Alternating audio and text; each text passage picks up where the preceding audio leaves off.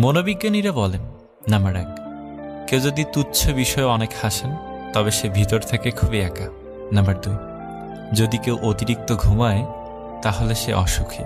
Number 3, যদি কেউ কম কথা বলে কিন্তু যেটুকু বলে খুব দ্রুত বলে তাহলে সে কিছু গোপন করছে। নাম্বার 4, যে কাঁদতে পারে না সে দুর্বল প্রকৃতির। নাম্বার 5, যদি কেউ অস্বাভাবিকভাবে খাবার খায় তাহলে সে কোনো মানসিক চাপে আছে। নাম্বার 6, যদি কেউ একটুতেই কেঁদে ফেলে তার মানে সে নিরীহ এবং কোমল হৃদয়। নাম্বার 7, যদি কেউ ছোটখাটো বিষয়ে রেগে যায় তার মানে তার ভালোবাসার দরকার।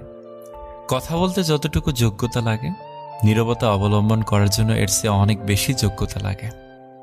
কাঁটা থেকে বাঁচার জন্য যেমন পায়ে জুতো পরা উচিত, সারা পৃথিবীতে কার্পেট বিছানোর দরকার নেই, ঠিক তেমন যদি তুমি শান্তি চাও তাহলে নিজেকে বদলা।